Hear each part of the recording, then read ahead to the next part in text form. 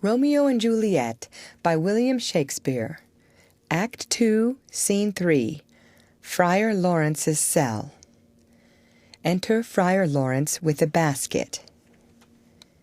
The gray-eyed morn smiles on the frowning night, checkering the eastern clouds with streaks of light, and flecked darkness, like a drunkard, reels from forth day's path and Titan's fiery wheels.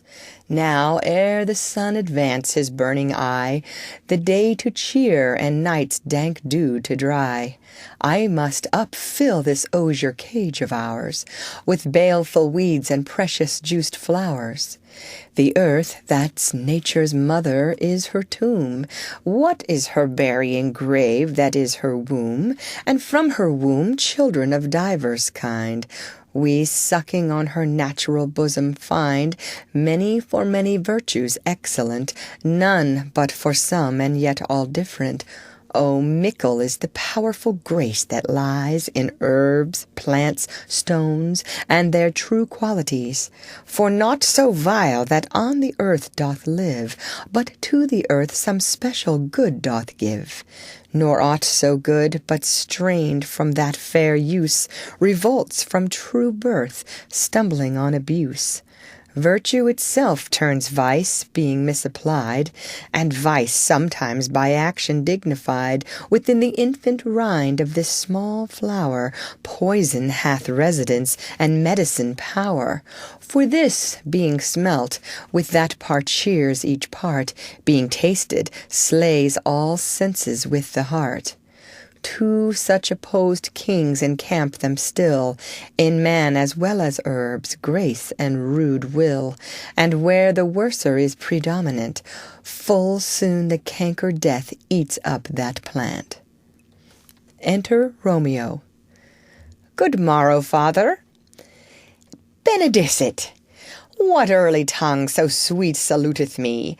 Young son, it argues a distempered head, so soon to bid good morrow to thy bed.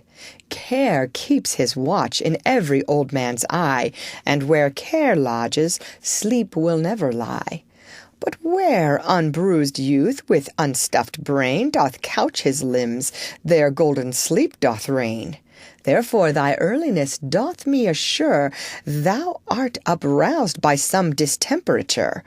Or if not so, then here I hit it right. Our Romeo hath not been in bed tonight. That last is true, the sweeter rest was mine. God pardon sin, wast thou with Rosaline? With Rosaline, my ghostly father, no! I have forgot that name, and that name's woe. That's my good son. But where hast thou been then? I'll tell thee, ere thou ask me it again. I have been feasting with mine enemy, where on a sudden one hath wounded me. That by me wounded, both our remedies within thy help, and holy physic lies. I bear no hatred, blessed man, for lo, my intercession likewise steads my foe. Be plain, good son, and homely in thy drift. Riddling confession finds but riddling shrift. Then plainly know my heart's dear love is set on the fair daughter of rich Capulet. As mine on hers, so hers is set on mine. And all combined, save what thou must combine by holy marriage. When and where and how we met, we wooed and made exchange of vow. I'll tell thee as we pass, but this I pray, that thou consent to marry us today. Holy Saint Francis, what a change is here! Is Rosaline, whom thou didst love so dear, so soon forsaken? Young men's love then lies not truly in their hearts, but in their eyes.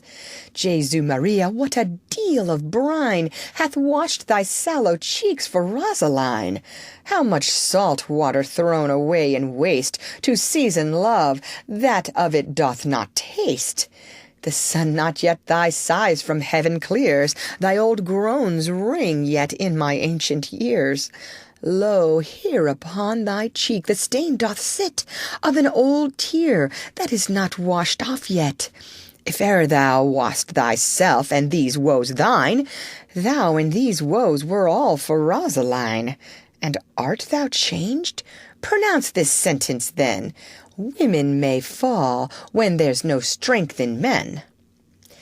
Thou chidest me oft for loving, Rosaline, for doting, not for loving, pupil mine, and bad'st me bury love, not in a grave to lay one in, another out to have.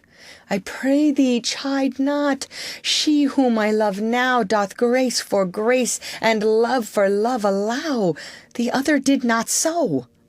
Oh, she knew well thy love did read by rote and could not spell.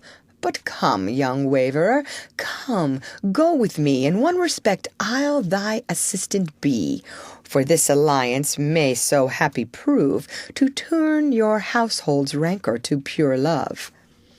Oh, let us hence. I stand on sudden haste. Wisely and slow they stumble that run fast. They exit. End of Act 2, Scene 3. Read by Lorraine Montgomery for Lit to Go on the web at fcit.usf.edu.